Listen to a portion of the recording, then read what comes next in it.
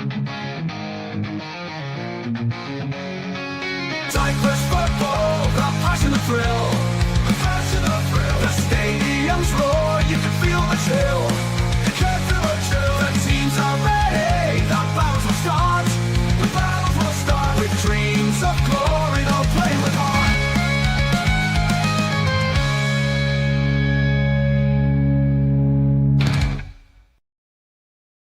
Καλημέρα, καλησπέρα, whatever time you're watching. This is Mappa is here. Thasso is here. Thasso is back.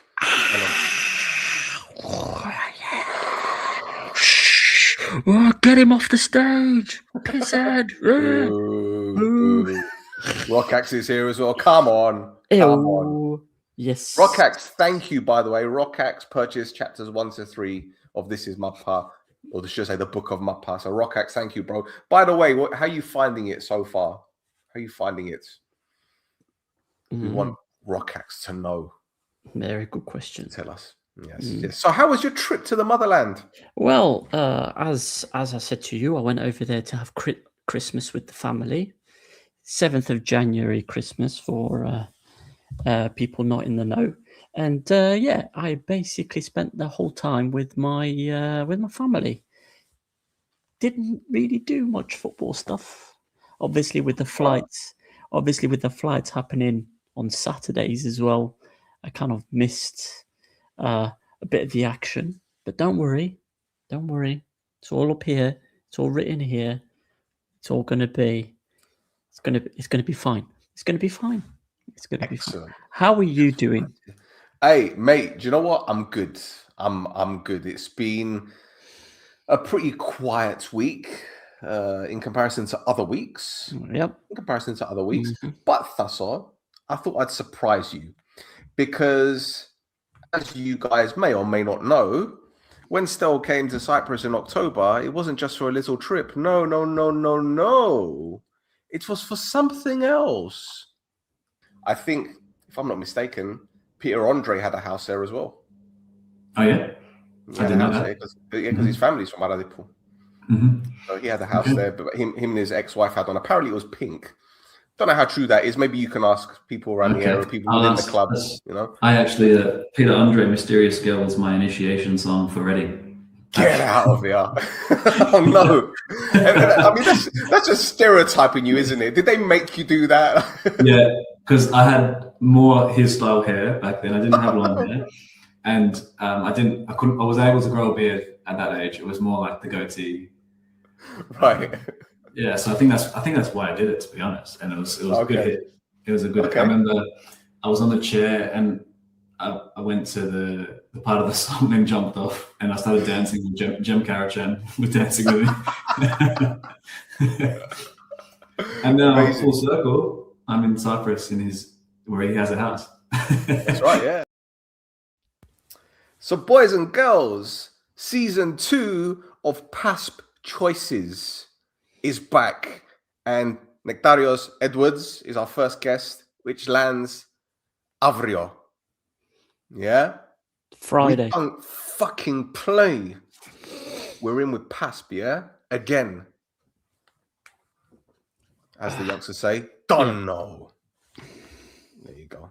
Nice. Sorry, nice. I just had to get that no, it's that little bit of Edwards is he looks more orthodox than I do. That's beard. Exactly, yeah, out there. Flipping out. Yeah.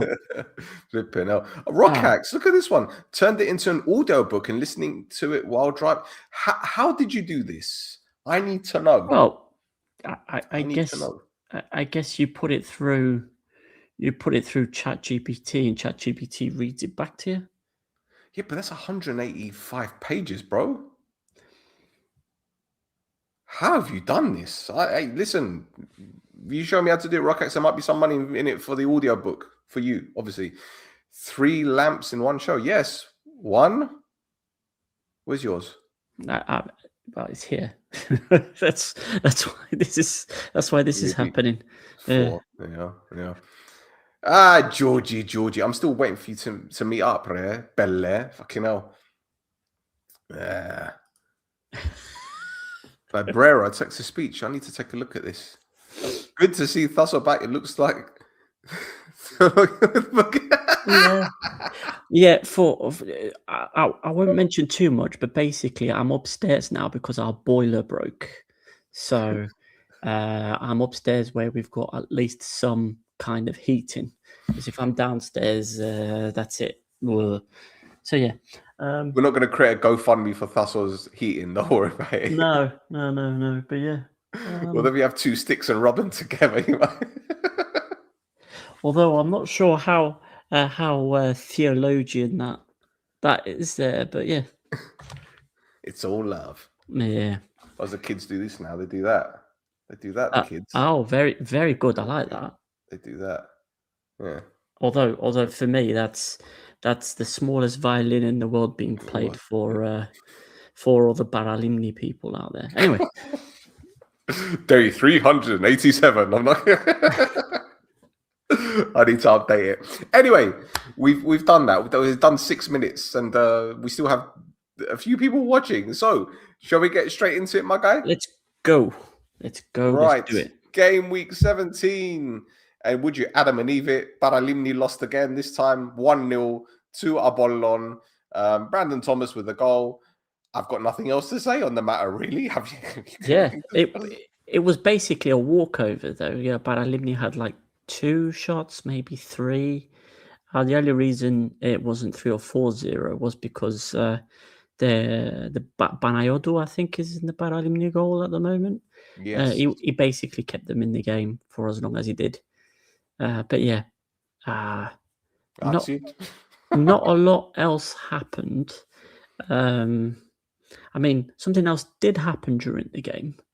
There was a couple of substitutions, which meant that, this keeps happening, but Brandon Thomas got substituted for Vryonides. Mm-hmm. And there was another substitution, which meant that Shikis came on.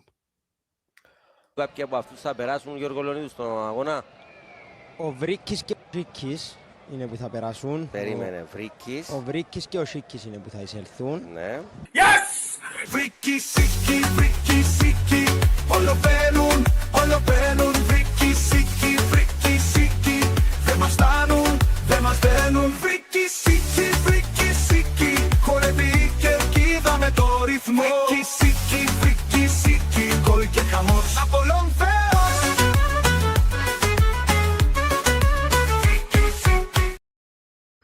Protect them at all costs. Oh, yes. I don't care. Yes. Now, a crap load of stuff happened around the game. Obviously, both Paralimni and Apollon have been very busy this week. Mm-hmm. So, let's get started. First of all, we've got a load of transfer news for Paralimni, and in particular, they've continued with the clear out. Yes, we've got Marcel Canadi, the son of former head coach Demir Canadi. He signed for the club in January last year and played 18 times, scoring a goal and assisting in 4. And to continue with the Nepotism FC releases, Marco Gira has gone as well. He was signed this summer. He played 9 times. He is the uncle of Ivan Laka, who got released the other week, who also signed this summer for him and got released. So there you go. Nepotism FC is no longer. The other one who was released is Edson Silva. He signed in August 24 from Nea Salamina, and he played 27 times for them. Since signing for them, he also played twice for Guinea-Bissau, and he's also gone. Another one who's also gone is a young player who they actually sent out on loan at the beginning of the season to Achironas Onisillos. However, looking at Paralimni not winning any games, looking at Achironas Onisillos not winning any games, he's decided to leave that, and he's gone to Anayennis Siderinas in the 3rd division, who are... So this is Banderis Gavril. I didn't even mention the kid's name. Banderis Gavril.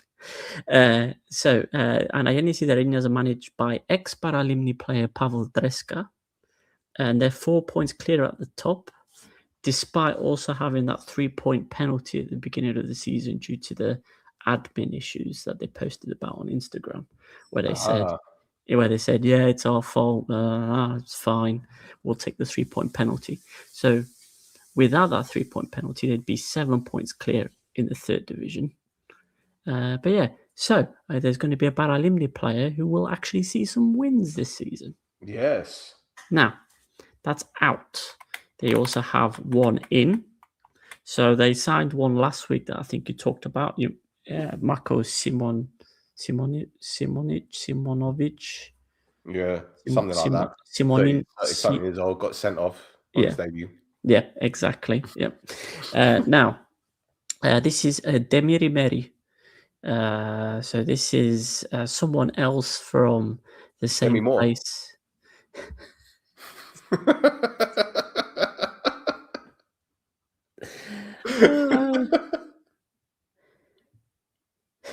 Looks more like Dudley Moore, to be honest. I was just trying to work in like Bruce Willis and then being like forgetful.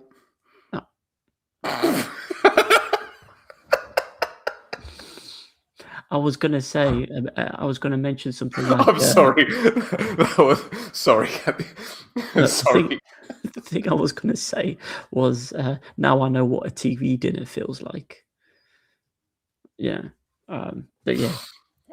Anyway, so let's talk about Demir Meri a little bit more. A 30-year-old attacking midfielder, 310 appearances with 53 goals and 31 assists. So he's quite prolific, I think, for what he is. Now, there's a list of clubs for people who like me pronouncing foreign club names. Here we go. Velazerimi, Rabotniki, Skendia, Horizont, Renova, Shkupi, Kamza, Vljanza, Egnadia, Kemi City, Mostar FC, Atirau, and FC Andion. There's you sound like you've cast a spell. That's 6 different countries.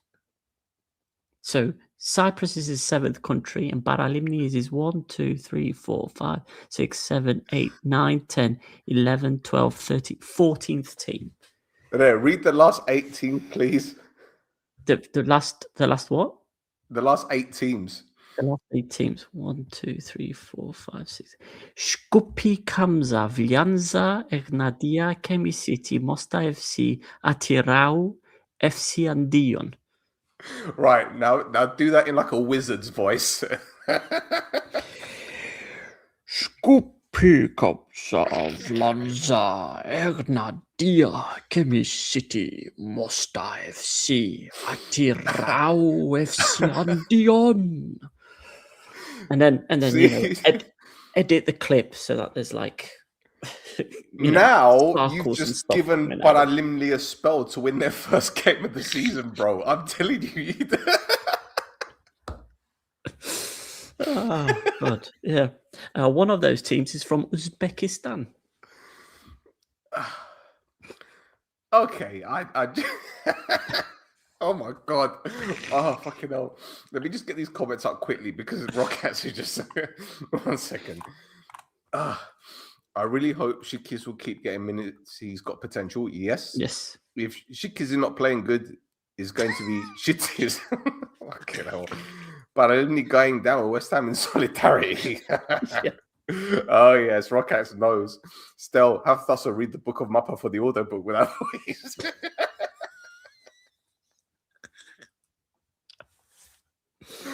Oh my God.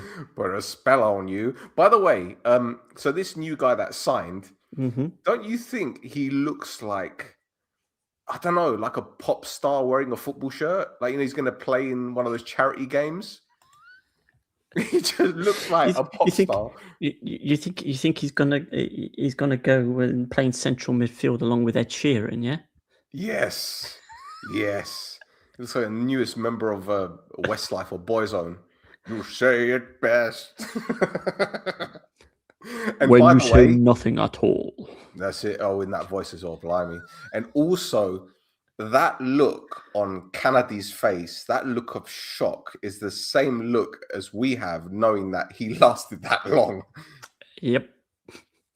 Huh? The hell?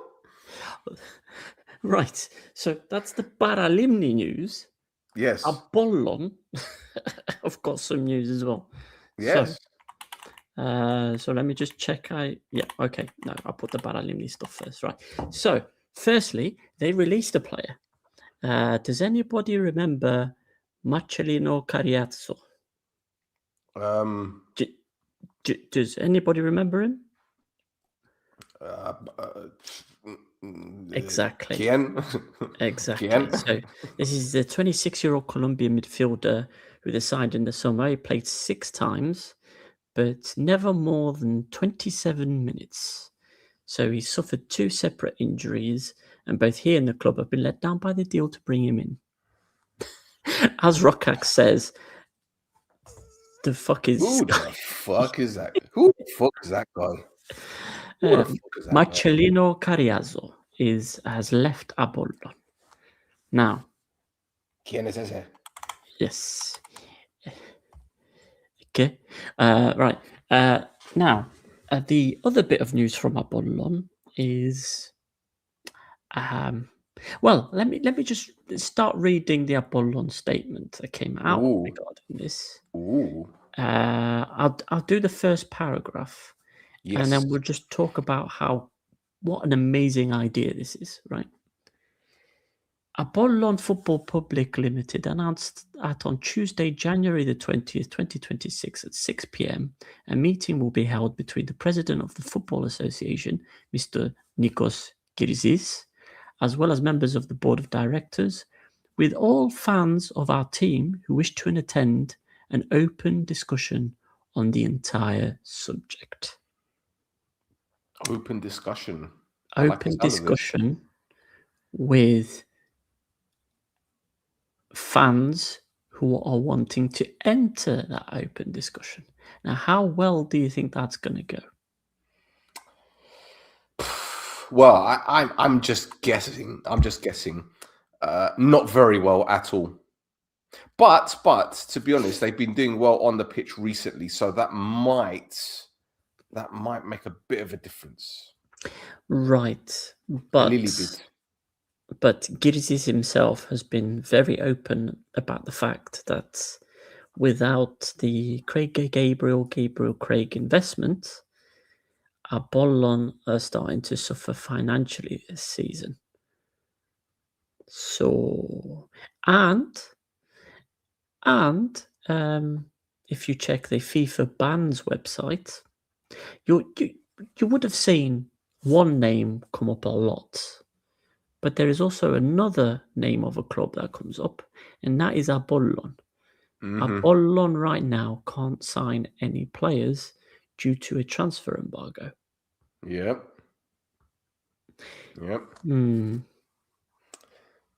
The thing is, their squad is pretty packed anyway. It is.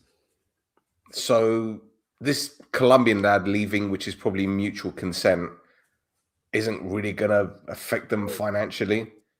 Correct. However, do they have any players that they can sell that's going to help them? Because with the exception of possibly Kvida, whose contract is up in the summer, with the exception of Morgan Brown, who signed in the summer, with the exception of Diundu, who else can they sell to bring in decent money? Very good question. Another good question is, Lazar Markovic was signed very late in the window, and in particular, after the announcement of the investment from Gabriel Craig had come through. And has he touched pitch since? Well, the pullout. Well, That's a very good question. He has been injured quite a lot since then, hasn't he? Injured? So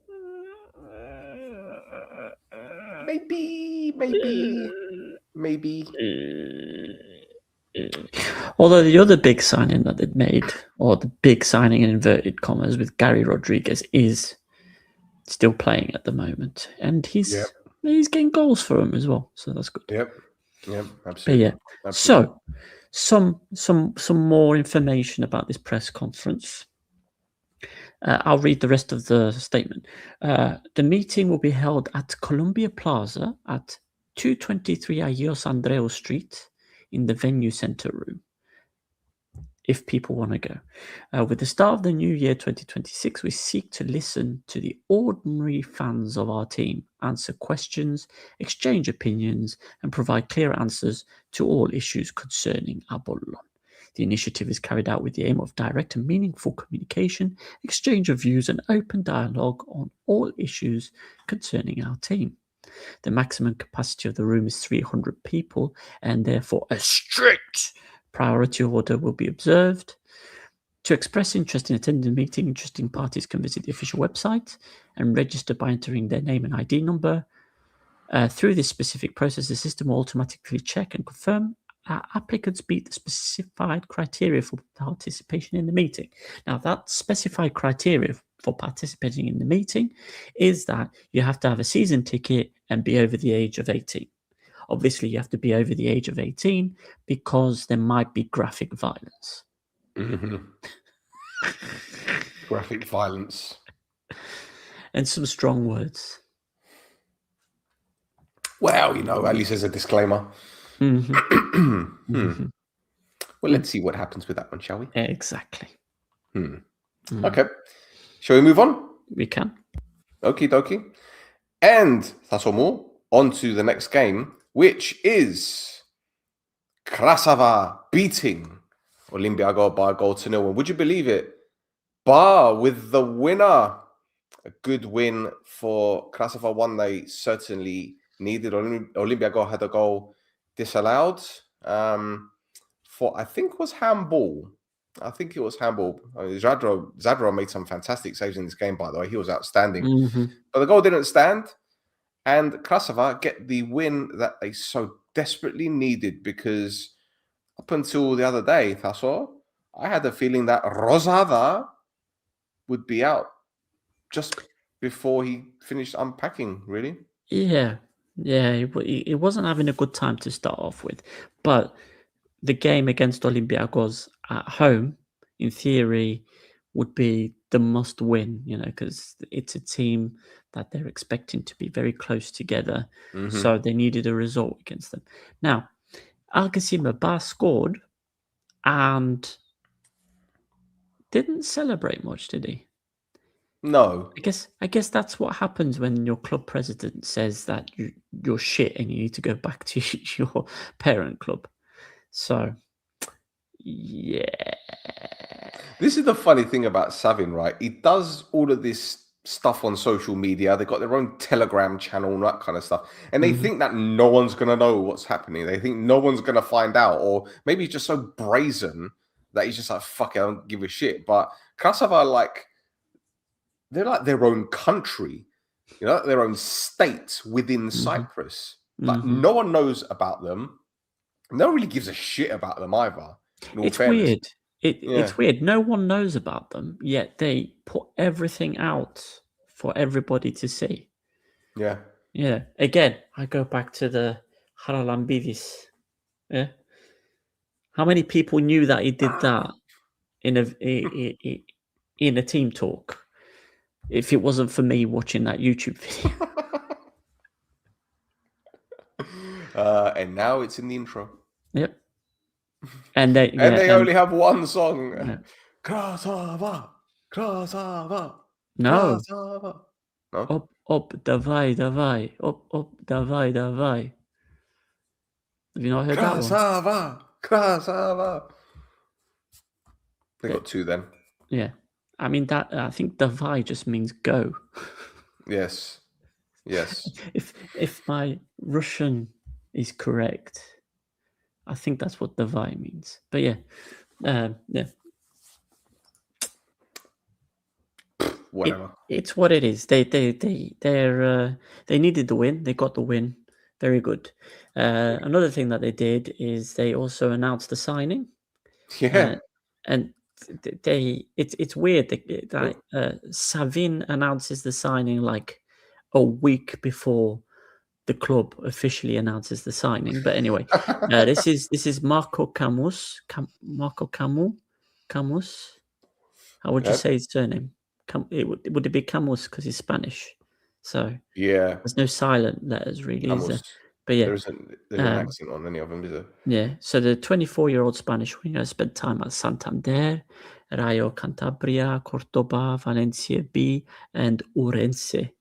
He has 151 appearances with 12 goals and 11 assists, and this is mostly in the Spanish third and fourth tiers. Now, Ourense was where Rosada was as well last season, so he knows the player well. So why does Savin always look like he's in Grand Theft Auto whenever he's in these photographs? It's like a cover of Grand Theft Auto. He needs to maintain an appearance, doesn't he? He needs to be. True. He needs to be. Yeah, one of those. Yeah. And they brought in this guy as well, Sergei Smorodin. Yep. Who's a goalkeeping coach. Now, he is Uzbekistani as well. Yes. That's right. Yes. Yeah. Which they last season when they were in the second division, they actually made like an Uzbekistani under 21 forward signing in the summer. That's interesting because in their Instagram post they said that this guy's the first Uzbek at the club. Is it okay? So was it Kazakhstani then? Probably the kid Kazakhstan. That they brought in? Probably it must be Kazakhstani, yeah. But yeah, and then so they brought this kid in the summer, and by January he was gone. So they turned a profit on him, obviously. So yeah, but there you go. Oh, okay. Let's move on then. Let's move on. Righty-ho. And the next game, Anorthosis got their first win of the season at home, and it was against Ethnikos by 1-0. I wonder who scored the goal, Thaso. It was a handball from Anderegen. And up stepped Sensi to put the ball in the back of the net. Anorthosis held on. 3 points. Interesting. Anderegen, so many times the hero. I don't know what he was thinking. I don't know what he was thinking there for that handball. He's probably thinking, why haven't I left yet? What's the hold up? I mean, yeah, that's probably something. But yeah, Achna had nothing. It was just Anorthosis playing by themselves. Mario Silia missed so many chances.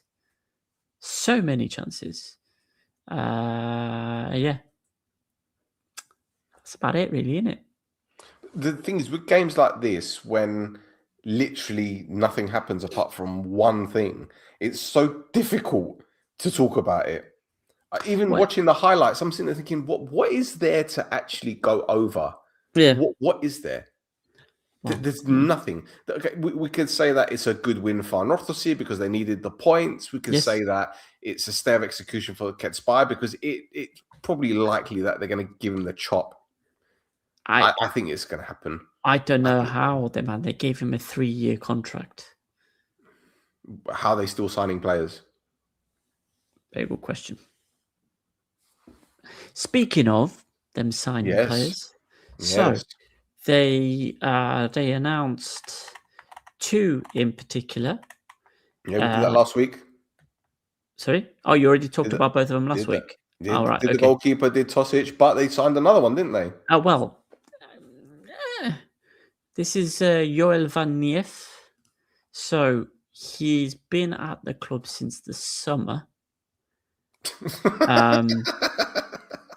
However, due to injury, he was not registered. And, according to our friend Anorthosis talker as well, he either refused his salary or agreed not to be paid while he was undertaking his recovery from this long-term injury. But apparently, he's now ready to go, so they're going to register him. So, now, because officially he hasn't been at a club for 6 months, it doesn't count towards the 4 players restriction. For January, okay. So they've only signed 2. So they still only signed 2, yes. There you go, George. Another 2 more to come in, mate. So that'll be 29. So many players, so many. Although I'm thinking Marios Ilias is probably going to be shutting the door. Yeah, likely. He's just not. I mean, he kind of went to Pafos, and that kind of ruined his career a little bit, hasn't it? Yeah. Well, one more thing as well is one of the players that was released from Anorthosis, 2 of them have found their clubs. So the first one is Luis Silva. He's signed for GKS Tychy in Poland. Okay. And the other one is the one that we talked about a while back, Cactus. He's signed for that Croatian team that we spoke about a while ago as well. So there you go. They found new homes. We're so boring to watch. It's only exciting when Kiko gets the ball. Yeah. And Sensi, sure. I mean, yeah. Of course, we're also waiting for Achna to start Christos Usis. So yes, we're waiting. So we can play that tune, man. That tune. Yeah. So we're so desperate to play it. I mean, we just got this so far. Nice. So there's a question there from Rockax. Well, apparently they've agreed the fee with a foreign club, but we don't know what's going on because nothing has been announced. And, I will look it up. They stopped posting stuff. They stopped posting like transfer stuff on their Instagram page, but they still post stuff on their Facebook page. I'm just looking, and no, they haven't officially confirmed anything. So no, Brenner has not gone yet. No. All right, okay. Let's switch gears. Let's go again. Let's go with another one. And the next game, Thasso. This is just for you. Apoel beating Agrida by 2-1. Tomas had a penalty saved by Bendreu. But would you Adam and Eve it? The forgotten man, Mr. Drazic, gave Apoel the lead. But within a couple of minutes, Miller equalized. And here's me thinking, this is going to be an ugly one. But cometh the hour, cometh the man, and the guy that's seemingly a fan favorite on This Is Mappa, Drazic, made it 2-1 from the penalty spot after this foul by Carlitos, and it took forever to be given, Thasso. And a lot of people were saying, it's not a foul. For me, that's a stonewall penalty. It is. I don't know what people are complaining about. He's clipped him, definitely clipped him.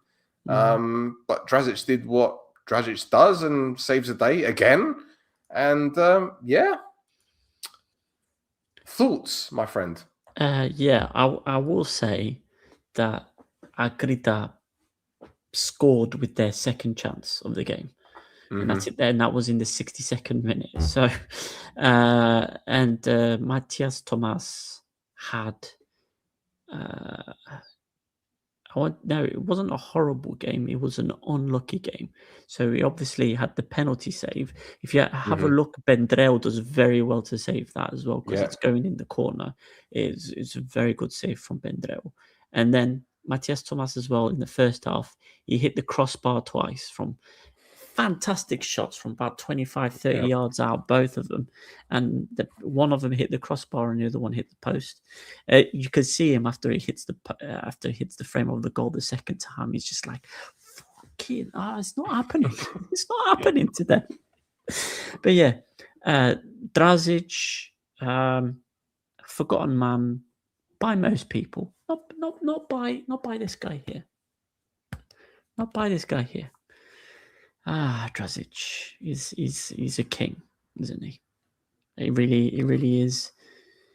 Look, you read the piece I wrote about him. Yeah. And even when I was looking into the statistics, and you see the goals to games ratio, and you might think, he's not anything special, but then you look at the amount of minutes he's played. It's a stark contrast, man. It really is, and you're thinking, bloody, it puts a lot into context. What he did last season as well. I think it was like 9 goals, 11 goals last season in the main season. So yeah, he's been a very, very good player. Very good player. I rate him anyway. He is. And yeah, last season he was behind El Arabi, so El Arabi got whatever plaudits he got for, that great season we had. And then this season, obviously, you got Sotirio. Yeah. And now that Sotirio's injured, we need somebody to come up trumps. And hopefully that person is Drazic. He's had a hard time of it. He didn't get registered for Europe last season, which was a massive shame. But yeah, Drazic he's a boy. He's a boy. I also just a quick word about another one of my boys. Abanya played the full game. Oh, you're glad about that? Oh man, I'm so happy. I'm so happy. Play more of my guys. But yeah, Apoel. Apoel, yes. Don't make me president though. I don't want to deal with the finances. Yeah, don't put a T on the shirt either. Yeah, don't do that. TFC. No, don't do that. Now, right, a bit of transfer news. My goodness. Now, what's happening? So this is what is happening exactly. So this is Australian central defender Milos Degenek, 31-year-old international who's been at Stuttgart, 1860 München, Yokohama F Marinos, Red Star, Al Hilal, Columbus Crew, and Baka Topola. 325 first team appearances, 8 goals, 10 assists. Appearances for Australia. He captained them a couple of times in 2025 as well. If you believe some people who did videos about this guy, he marked Messi in 2025, even though he didn't. Is that the World Cup? It was last year, he said. Yeah. Okay. But anyway, yeah. However, we seem to have signed a player despite the embargoes, the big heavy embargoes sat on the club. Now, with embargoes, you can't register players you've signed. So you can announce all the transfer signings you want in the world, but they're not going to touch pitch until you get rid of those transfer embargoes. Now, this is aimed specifically, again, at that same person that posted that video that decided to drag the guys from Guvendana there for some reason. Decided to drag them and Boyaji and Patihi. He went after everybody. This is the same guy that was selling Petridi, Yeah. Manager there. Yeah. Life comes at you fast, bro. Yes. You also didn't mention that even if the player can't be registered because of the embargo, he still needs to be paid by the club. Correct. Now. Or did I steal your thunder? Sorry. No, you didn't steal my thunder. You've actually moved us on to the next subject regarding the transfer embargoes. Segue. So, there were 5. I don't know how he keeps getting away with it. Now there are only 2 transfer embargoes. He's managed to clear 3 of them within the last week. Such money? Maybe. maybe such harmony. There is, of course, your CEO Almeida, who is apparently come from Brazil with a couple of friends, isn't he? He's come back from Brazil with a couple of friends this week who have nothing to do whatsoever with F8 investments. So that's good. Mm-hmm. We've got more Brazilians coming to have a look at Apoel. Now, here is... They're taking our jobs! Here is the problem with any prospective investor for me, right? Any prospective investor will look at the balance sheet at Apoel and go, right, if I'm going to put my money in this, the person who has done this to the balance sheet needs to fuck off, right? Me, if I'm an investor, I'm going to put money into this club. I'm going to save this club. But you with your fucking mushrooms, you need to disappear. You are not going to touch any of my money. It's going to go to the club. The problem with Petridis is that if he leaves the club, some people are going to come knocking on the door, and they're not going to knock on the door very nicely, are they? You know, like Rokax says, insert the "he can't keep getting away with this" meme here, which is what I posted on Twitter. That is the actual meme I posted on Twitter. He can't keep getting away with this from Breaking Bad, which is why I also made the one who knocks joke there. I am the one who knocks. So, say my name. Manitana. Petridis and any potential investor are at an impasse because an investor will put money into the club as long as the person who keeps draining the club of funds and keeps betting on red and the roulette wheel keeps coming on black leaves the club. Problem is, the guy who keeps betting on red and it keeps coming on black can't leave the club without his life being in danger. So, what do we do? I don't have the answer, I'm sorry. What you need to do is find somebody stupid enough who will invest in Apoel, but will keep Petridis in place. There he is. So that's why Almeida has been in Brazil for the last month or so, trying to find somebody stupid enough to agree to keep Petridis in place while also chucking a load of money at the club. We'll see what happens. We haven't had any announcement from the club yet regarding this, but I'm sure I haven't got a pen with me up here.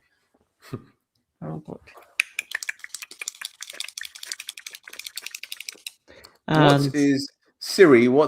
Siri? What is Brazilian for Ponzi scheme? Brazilian Portuguese. Schema de Ponzi. Ponzi scheme. Ponzi scheme. Yeah. Ponzi scheme. Yes. So, I mean, those are my thoughts on it. I'm sure the guys over Govenda Nayinide will agree with me, but not the guy who didn't agree with the Govenda Nayinide guys. Oh, there he is. There he is. That's him. That's him right there. Now, the history book says the mushroom scheme. Oops. Oops. There's two things I've been doing on Twitter every time Manidara comes up, and one is the "this is fine" image that I've done of him, and there's another one where I've done an image of him dressed as Princess Peach. Understand? I'm gonna love you till the very end.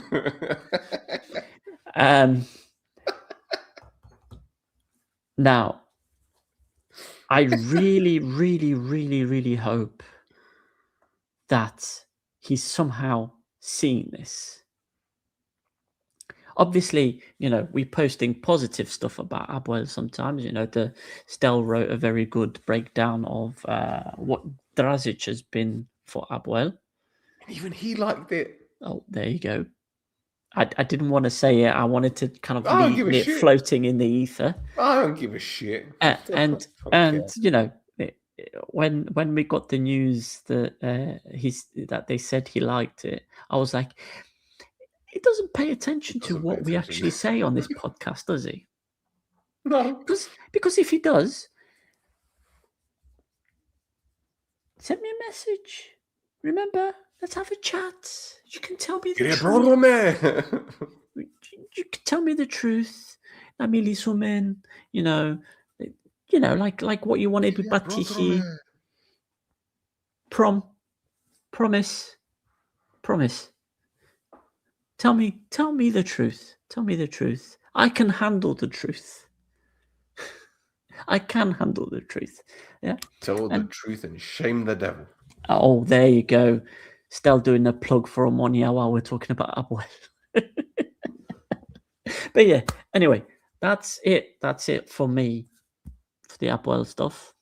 There is an Agrida thing. Yes, there is. And this is Chris Kaplan, the Swiss defender who was at Agridas, no longer at Agridas, and he's been sold for a transfer fee to FC Zurich. So he's gone back to Switzerland. So the 31-year-old right back played 13 times, scored and assisted once, and also got himself sent off once in that time. So yeah, he's made some money for Agridas. How much? Transfermarkt doesn't know. There's a question mark. So there you go. But listen, debatable. That's what they should say. Debatable. Ah, yes. Questionable. Mm-hmm. Questionable. Anyway, shall we move on? Yes. Couple more to go. All right. And the next.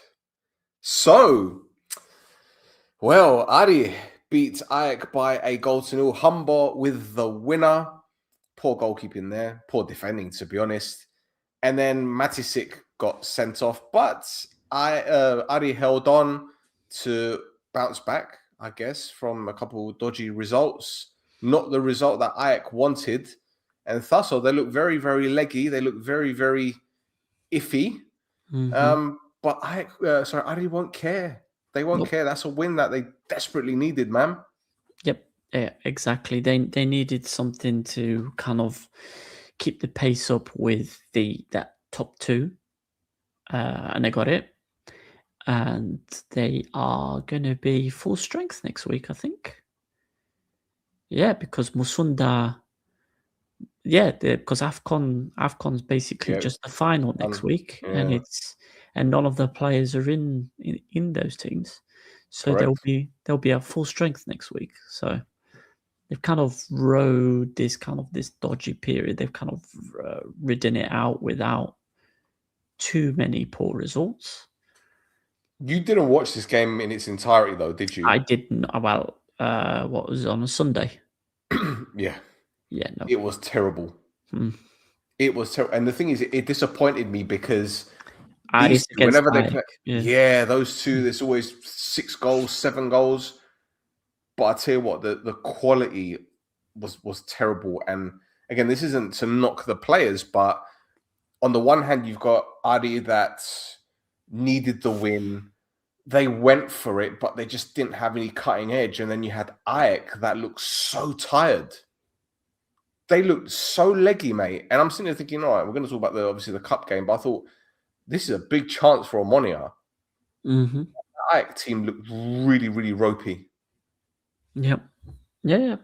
Yep. And I don't know why, because it's not like they've been playing Europe for the last 2-3 weeks either. No. So yeah, it's a strange one. Very strange. Anyway, well, there is some news from Ajax. So let's go. Yeah. So First one is Karol Angielski fucked off. Got launched out of a cannon, thrown straight into Poland, where he's gone and signed for Pogoń Szczecin for at least the next 18 months. I like how you led with Ajax image, because if you go with Pogon's image of the announcement, they had him kind of like drying his tears that he cried about not playing for Ajax. I just put that graphic up because I wanted to ask if you thought that was his actual signature. Maybe. Why? Oh, I thought you could forge it, innit? Oh, well, you could sign it for your football manager team. Karol Angielski. Anyway, yeah. Yes. But the bomber that dropped this evening. Oh, yeah. Now we've got to talk about this freaking thing that came out of nowhere. Yeah. But nowhere. Nobody talked about it. There was nothing. No Gergida, no Super Sport, no Mappa, Bala, whatever it's called. No. Nobody talked about this. Nobody knew it was going to happen. And that is Hampos Kyriakou has left FC Dynamo Bucharest in Romania and will be signing for AEK Larnakas. Well, he was linked with them in the summer, wasn't he? Before going to Dynamo. Yeah, so he said he wanted to go abroad. Yeah. He wanted to play abroad. Now, that experiment only lasted 6 months. And to be fair, though, he did play for them 21 times, getting 3 assists. So he's been playing for FC Dynamo, and they're in 4th place in the Superliga in Romania. So for me, that looks like homesickness rather than anything else. For sure. Because released as well. This is on a free transfer. No fees have been paid. Yeah. Now, I think it's a clever move. Don't get me wrong. But where does he play? And whose position does he take? Jimmy Suarez. He's injured, though. Well, he's not. I don't think he's coming back. Well, Leathers is out of contract in the summer, so is Rodin. Well, yeah, but Rodin... As is Perepons. Rodin plays a bit further forward, though, doesn't he? So, but yeah, Perepons and Leathers. Leathers is starting to get on a little bit. Yeah. He's resorted to ball grabbing these days, so... I missed something last week. What happened? You haven't seen our Instagram, have you, Thasso? Obviously, I haven't. Boys and girls, in case you don't know, we've got an Instagram. It's at This Is Mappa. Visit it and watch one of the recent videos, and you'll know what we're talking about, or what I'm talking about. This guy hasn't been paying attention, which is fine. He's been a busy guy, but I'll let you see it later. Okay, but yeah. Back to the notes. Right. So at AEK, he joins Ekpolo, Roberge, Dimitriou. Yeah, those 3 players also play for Apollon. Huh? Reunion. Yeah, exactly. A reunion, Apollon reunion at AEK. So that's probably one of the other reasons for bringing him as well, because he's worked previously with both Ekpolo and Roberge. So if you've got him in that DM role, obviously he needs to work with the defenders. So it could slot in a lot easier than, say, another new defensive midfielder signing. Yep. So there you go. Yeah. Okay. Yeah. Right. Anything else? No. Okay. let's move on then. Mm-hmm. Righty ho. So the Celades era begins at Buffalo, and they beat Omonia by 2-0. Correa giving them the lead. But Aradipo thought they equalized through a own goal, but unfortunately it was disallowed. But then a chance in the 89th minute, they broke through off the poor goal kick and it went wide. Then Buffalo went up the other end and made it 2-0 through Agia. Game done and dusted, but it was not easy, Thasso. And that's certainly not... I mean, it's a start. Obviously, Celades wanted, but pretty certainly thought it might be a little bit more comfortable, no? Mm-hmm. I mean, pretty much, yeah. I don't know if you made this joke, but it was a joke I made with my family about Albert Celades. I said, Albert Celades, it's a salada with a piercing. I thought you'd like that. Yeah. Anyway, yes. So,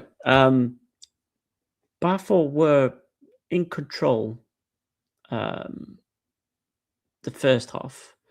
And then the second half, Omonia Radipo came bursting out the gates.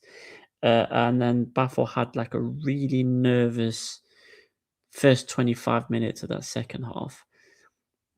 And then they got a goal that was cancelled for offside in like the 70th minute, and then that seemed to make them pick up a gear that they didn't have in the second half, and it went back to being a bit more dominant.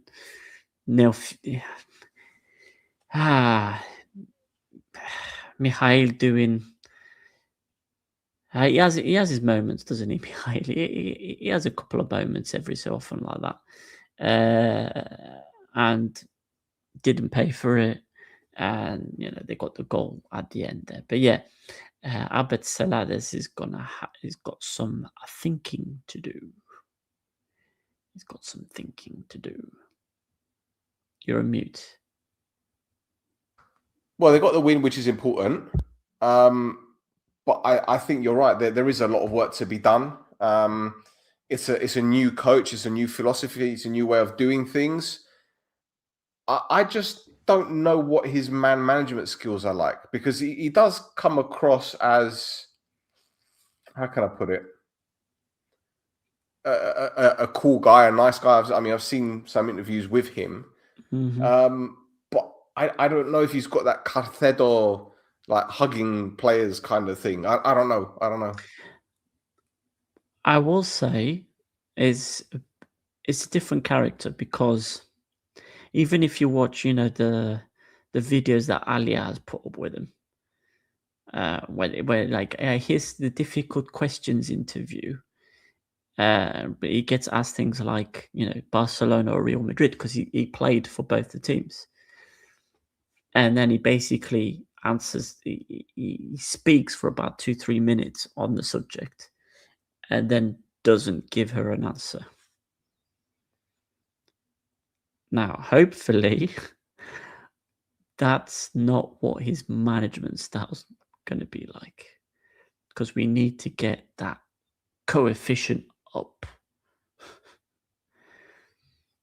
Yes, But there's that. But yeah, let's see. I mean, he got the win when he needed to get it. So let's see how he gets on. That's right. Who have they got next?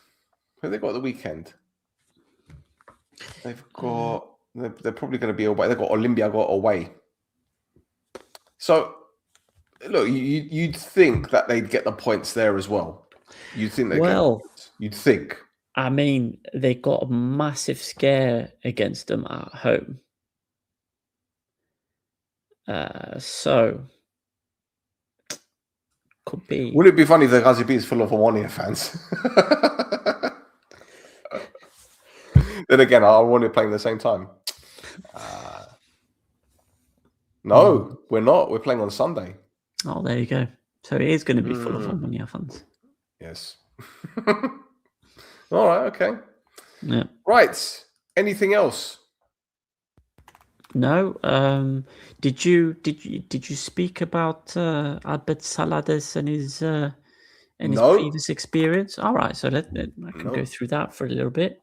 Yeah, so he went through La Masia, so I already mentioned Barcelona, Celta Vigo, Real Madrid, Bordeaux, Zaragoza, and New York. That's as a player. He played 393 games, scored 24, and assisted in 12 goals. He played for Spain 4 times. Now, three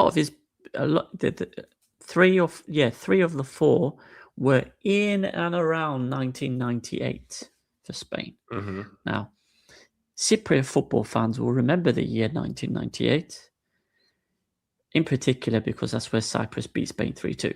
Yes. He was not included in that game. Oh. No. He missed that game only. Oh, maybe if he played, different result. But anyway, so he has a Spanish Super Cup, 2 Copa del Reys, a European Cup Winners' Cup, 4 Primera Liga winners' medals, and he's also won a Champions League medal. So as a player, he's up there. He's up there as a player. Yep. Now, well, Rocax has put up a message. In my opinion, the assistant coach they brought in is more important than the coach. Is that Valbuena? Is that the one you're talking about? Yeah. Okay. Yeah, and I have not looked into his experience, but he also has a crapload. Now, he has a crapload of experience as a coach, whereas Celades, not so much. Spain under 16s, under 17s, under 21s. He was assistant manager of the men's team when Fernando Hierro was in interim charge. He was a team official at Real Madrid, and then he took the Valencia job in the 2019 for a full season when Valencia finished 9th. But again, that was 2019. And was that after Gary Neville? Well after Gary Neville? Oh yeah, I think that's a couple of seasons after Gary Neville. But yeah, he finished 9th in the only season he's been a head coach at a team. So, so yeah, it's not Carcedo experience either, is it? No, but it's that national team experience that I think that really matters. Because don't forget, when you're a national team head coach, you've only got the squad for a few weeks a year, really.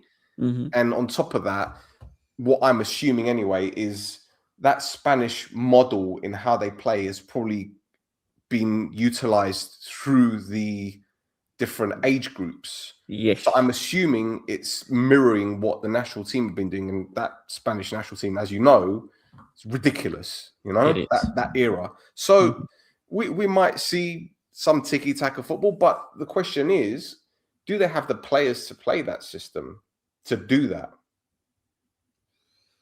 I guess we'll find out.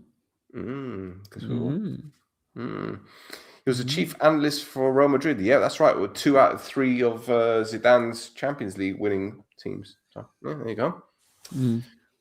Right. Anything else? I think that's it. Okay. Well, on to the final one. I think it's time for a little bit of silence. Las gradas arden con fuego y color. Los jueces reparten sanciones sin pudor. Corrupción en la sombra, rumores que van, pero el alma del hincha no se puede comprar. Esto es maldad, pasión sin parar, drama eterno que no va a terminar. Entre risas, escándalos y verdad brutal, el fútbol de Chipre es un carnaval.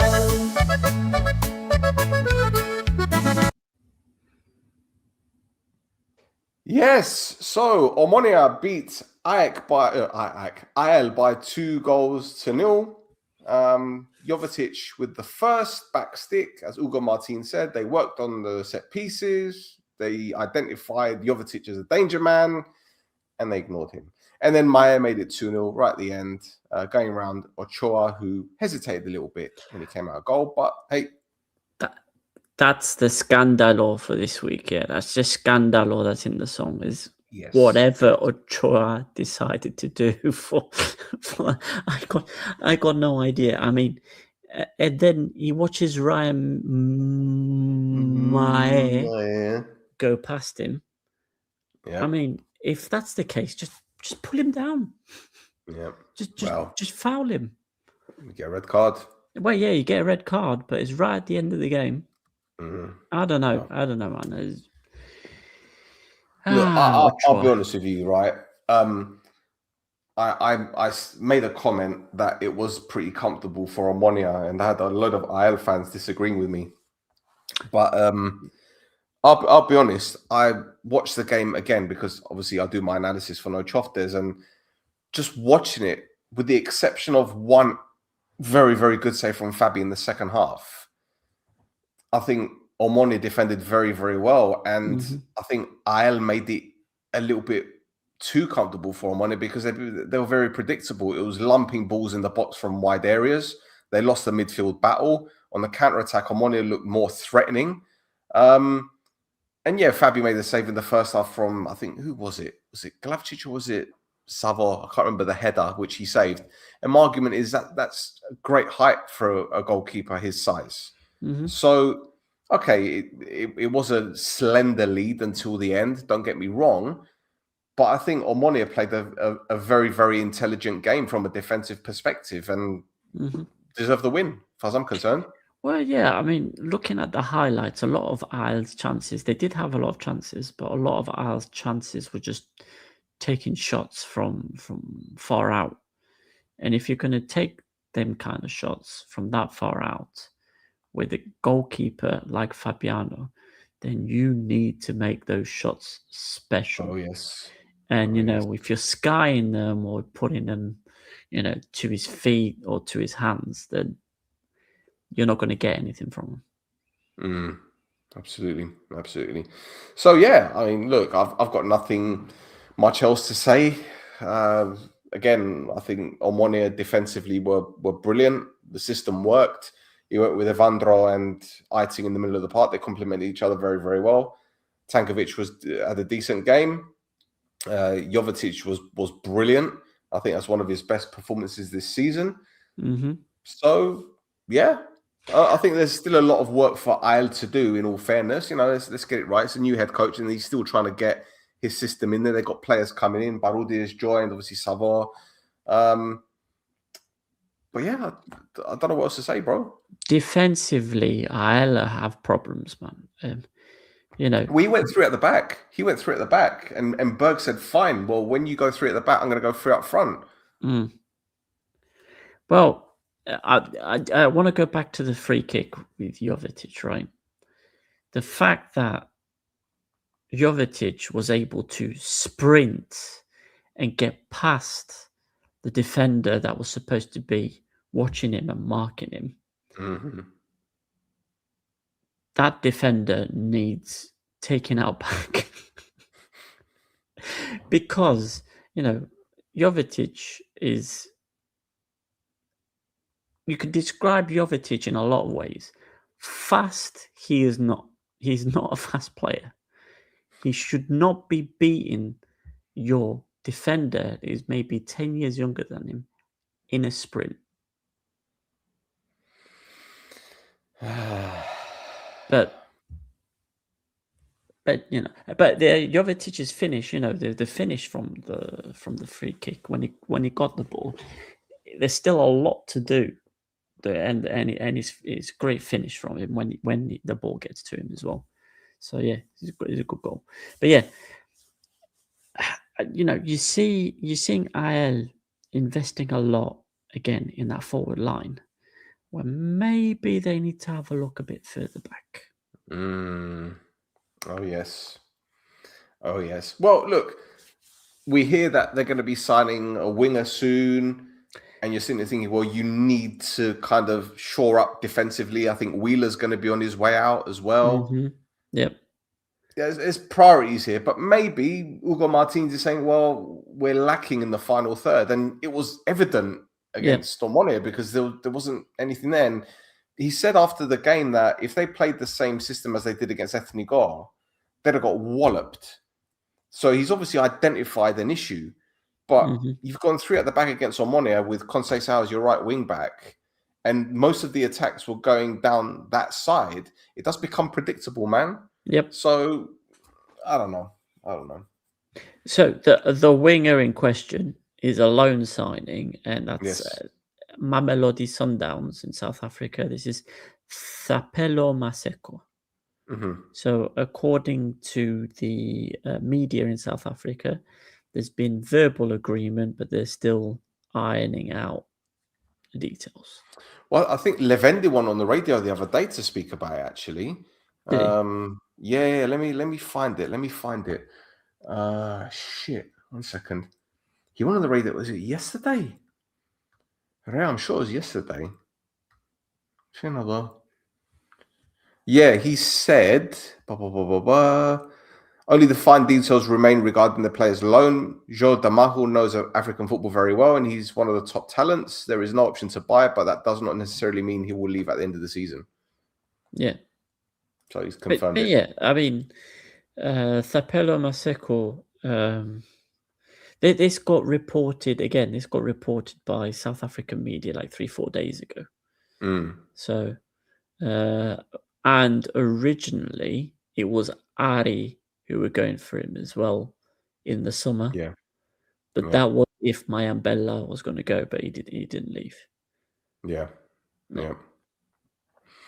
Oh, well. Let's get the league table out if there's anything else. There's nothing else, no? I think that's it, yeah.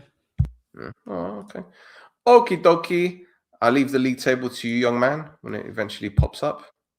When it pops up. There we go. There it is. So, Omonia are first with 39 points. Pafos are in second with 37 points and a game in hand. Aris are in third with 34 points. Agia are in fourth with 34 points. Apoel are fifth with 32 points with a game in hand. Apollon are in sixth with 30 points. Apoel are in seventh with 24 points. Agritas are in eighth with 19 points. And then you've got 3 teams on 17 points with Olympiakos, Omonia, Radipo, and Anorthosis. And then you've got Achna in 12th with 14 points. Grasava in 13th with 14 points. Yes. And I mean, I guess we have to mention Paralimni there as well at the bottom with 1 point.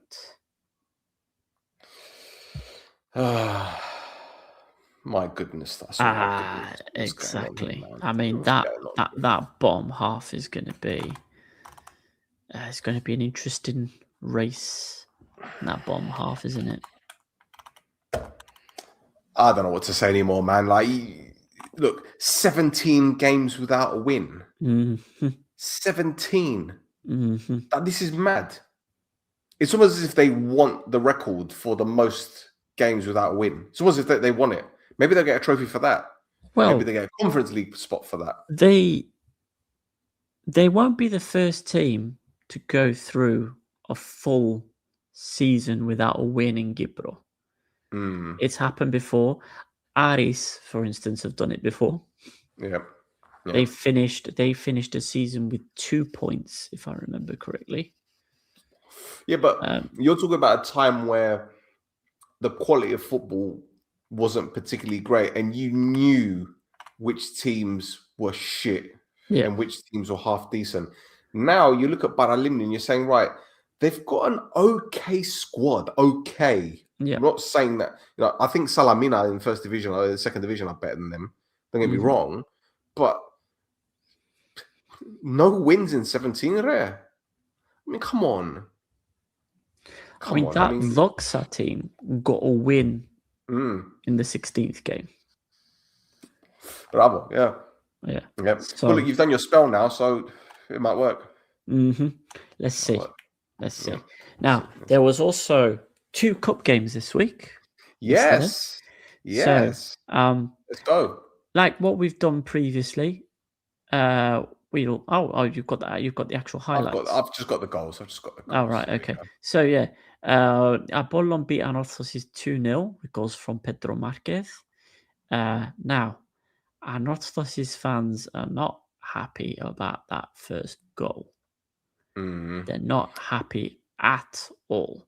And then, there's the second goal as well, tap in for Marquez. The 7-foot goalkeeper wasn't able to get anything on that. Yeah. But yeah. And then Omonia beat Agia 2-1. And we've got a penalty from Vryonides. And then there was a second goal scored by Tankovic. That's a great ball, by the way. Yep. Ah, man. Smashed it. Absolutely levered it. Mohamed, what are you doing at that team, man? And then a goal from Waldo That's Rubio. Terrible. That's terrible. I'm sorry. That is absolutely terrible. Yeah. And Omonia ended up getting through despite playing third choice goalkeeper Vryonides. Yep. And here's a little bit of, say, irony. Go on. Vryonides hadn't played in a year. The last time he played was against Krasava in the Cup. Before that, he was with Aradipo in Division 2 on loan. Yeah. Before that, his last game was in 22 or 2020? I think it was 22 or 23 with Lennon. But one of his first games for Omonia was in the year that we won the league. We beat Ajax 2-1. Oh, you're about to... Yeah, okay. All right, fine. Fabi was injured. Fabi was rested and Uzoho was injured. Okay, yeah. All right. And this time, Uzoho was at AFCON. Uzoho is with Nigeria. He will continue being with Nigeria. He's back. Well, he's going to be back soon. They got knocked out. Did they get knocked out? They lost in the semi-final. No, okay. This is a third-place playoff, which I doubt. I don't know. There might be. Anyway, and Fabiano was injured, so Vryonides got a start. Yes. Now, so back to that offside goal, inverted commas.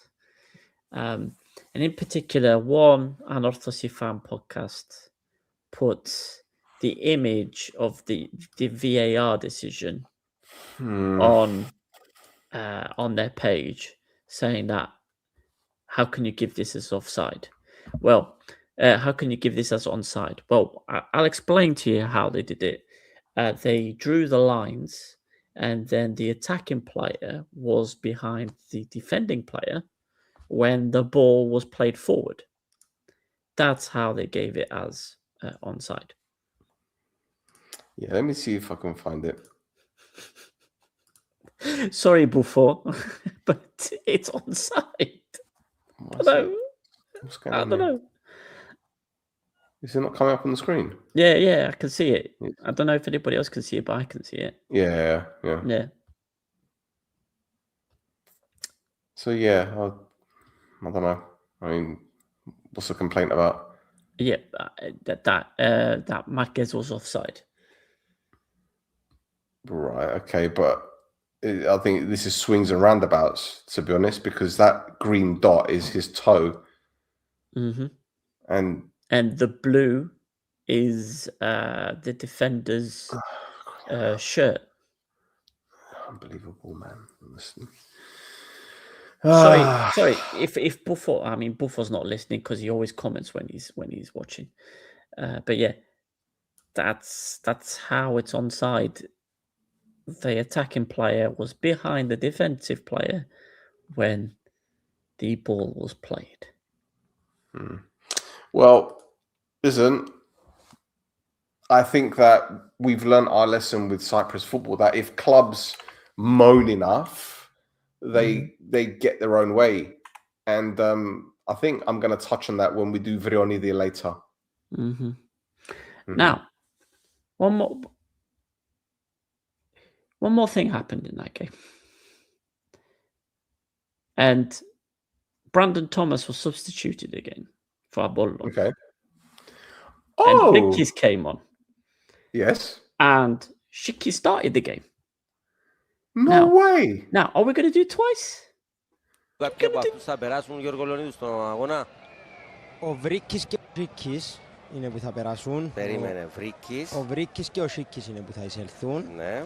Yes! Βρίκη, σίκη, βρίκη, σίκη. Όλο μπαίνουν, βρίκη, σίκη, βρίκη, σίκη. Δεν μας φτάνουν, δεν μας μπαίνουν. Βρίκη, σίκη, βρίκη, σίκη. Χορεύει η κερκίδα με το ρυθμό. Βρίκη, σίκη, βρίκη, σίκη. Γκολ και χαμός. Apollon Θεός. Βρίκη, σίκη. And so the longer Apollon stay in the cup, the more chance there is of us playing this song twice. Gulli, where are you when we need you? Malaga. Now, away from Cypriot football itself, we've had a couple of international transfers. Oh, So, we've got the first one being Andreas Pieri, who was at Napa yeah. up until, when was his 16th birthday? Yesterday, 2 days ago? Yes. On his birthday. Since his 16th birthday, Andreas Pieri has now signed for Valencia. Valencia. Yes. Loads of oranges and tomatoes. We've got a kid at the Mestalla. The where? That's Valencia, right? Mestalla. Mestalla. Yeah. Mestalla. Yeah. Mestalla. Mestalla. So yeah, there you go. And then there's another one, and this is in Germany. Antonio Fodi was already in Germany. However, he's now gone. He's gone from Borussia Dortmund's B team to SC Verl, who are in the Bundesliga 3. But they're in like the big bits. They're in the Like, big bits. I think they're like second or third. They're in the big bits. They're in the big bits. They're doing big bits. Yes. Big bits. So there you go. Happy days. Now, So, there's only one thing left. Am I right? I'm all right. there's only one thing left. There's only one thing left, and we saved the very best for last.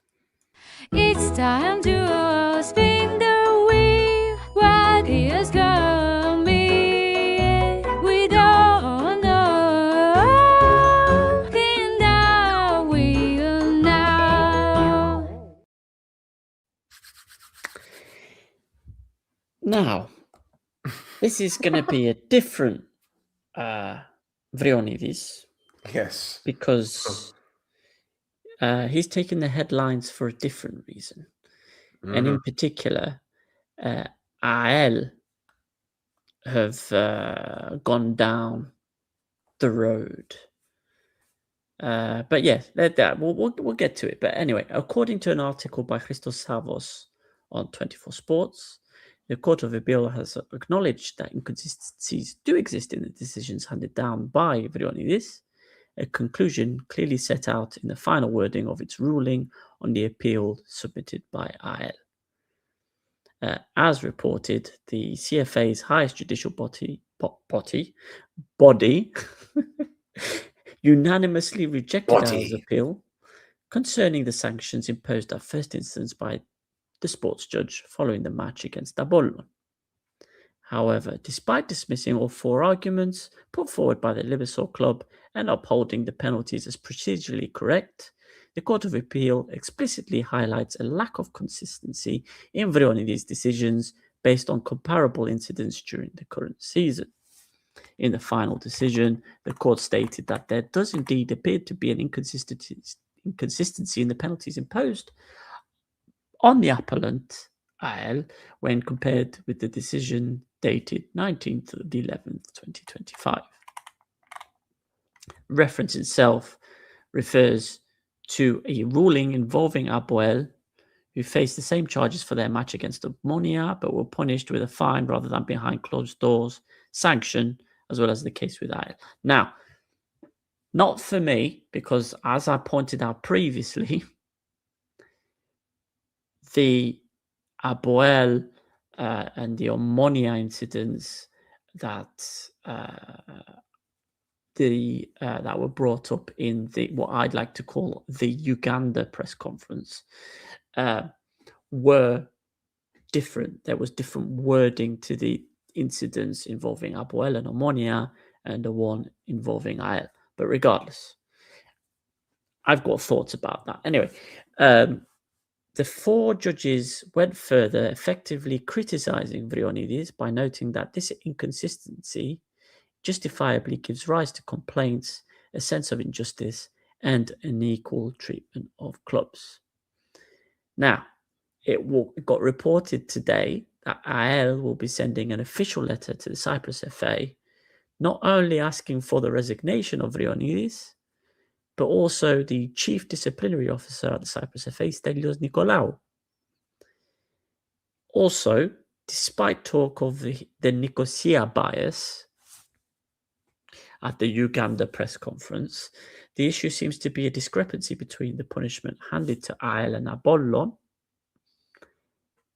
and the trouble that happened at the Agia versus Anorthosis game. According to Vryonides, the trouble that happened at the Anorthosis game required a fine only. Now, this was after the fans attacked a security guard at the Agia Arena and then threw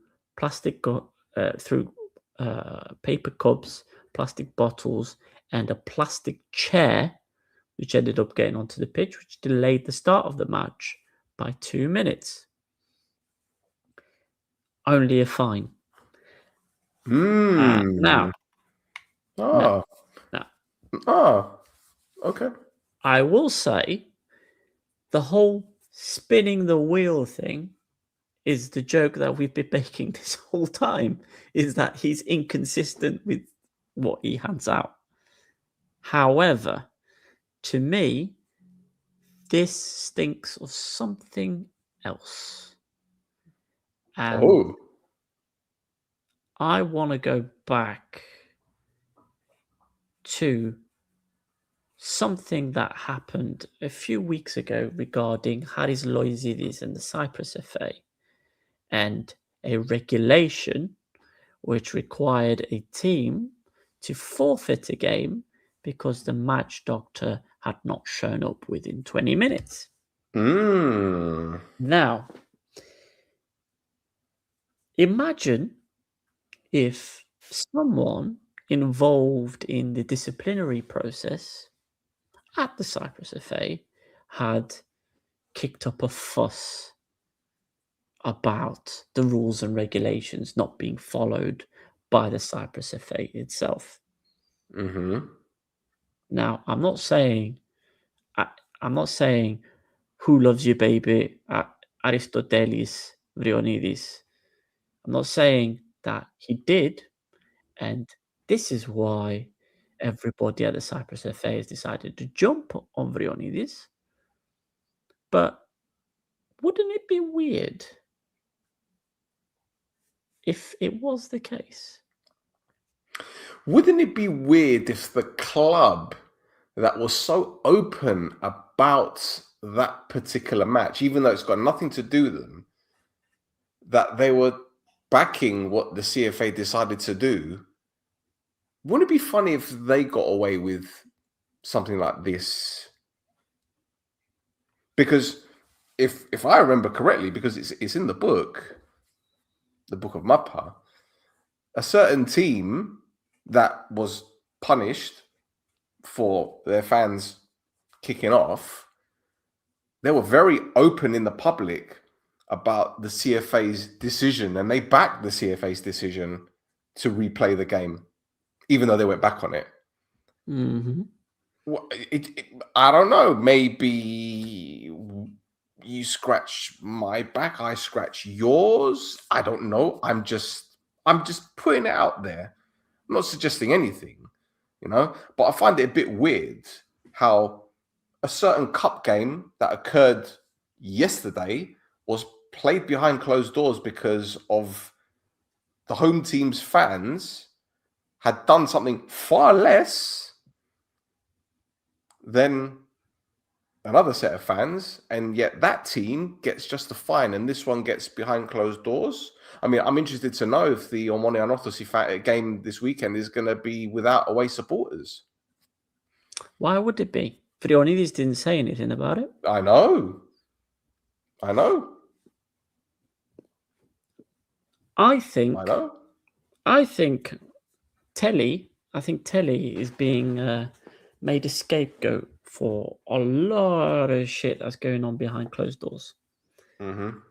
So this is why this could be the last Vryonides segment. So sad. So sad. Now, so sad. There is one more thing to talk about. Yes. In particular, there has been a fine given to the Apoel president for talking about Vryonides. Yes. Now, what I will say is on the Cyprus FA website, there's a big asterisk next to that. In particular, to say that it was Vryonides' assistant who gave the fine and not Vryonides himself. Which I think is yeah.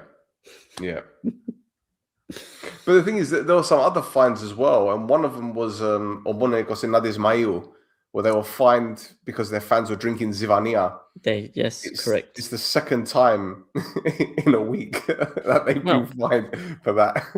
I will say, I'll go back to when I was looking at the finances on the financial statements that were released by all the clubs that were in the first division last season.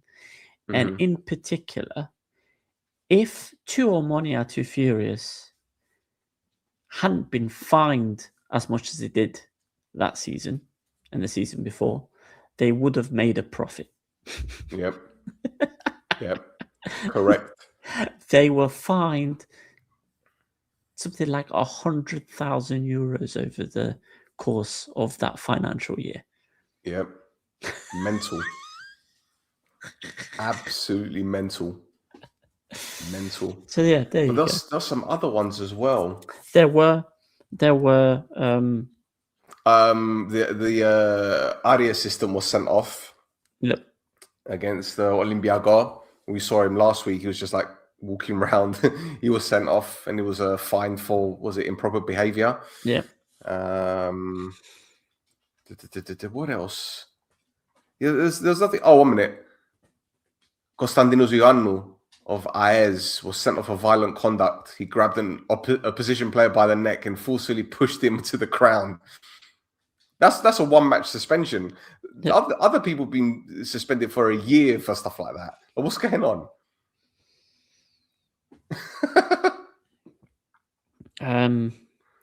Let's see. Anorthosis I mentioned. The rest of them is just like youth games and all that. Yeah, there was one more thing.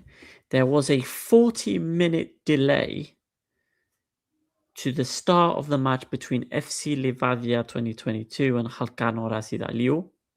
Yeah. Both teams were fined. Yeah.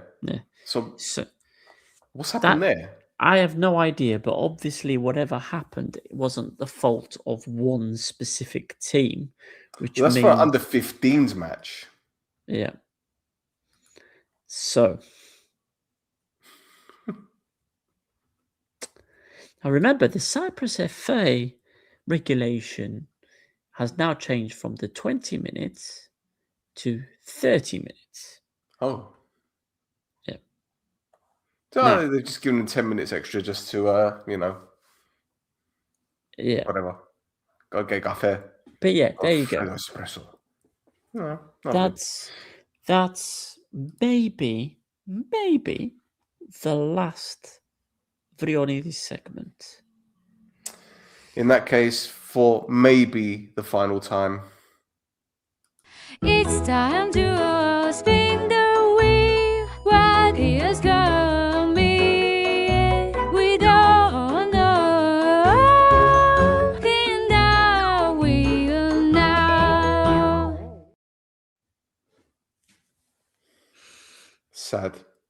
Sad. But on the plus side, whoever comes in to replace him, you're getting it as well, sunshine. You're getting it well. No one is safe. Nope. No one is safe. Nope. No one is safe. Yeah. Right. Are we done? I believe that is all the news for this week. Here we go. Splendid. Well, bit of housekeeping then. We are on Instagram and on X as we're streaming on X. How many people are watching live on X at the moment? Let me take a look. Or Twitter. Let's have a look. What have we got? Who's watching on X at the moment? Come on. Load, damn it. What's going on? 47 people are watching on X. Hi, X users. Hi. Leave a comment. Just say hello to us so at least we know. Costa's here. Costa's watching live. There you go. Hello, Costa. Yeah, don't forget, follow Thasso on Instagram at Flares Cafes. And that is it for another episode of This Is Mappa. Thasso, thank you for your time. Thank you, boys and girls, for tuning in. And we shall be back next week, unless an emergency happens, which is very rare. Anyway, we're done. Good night.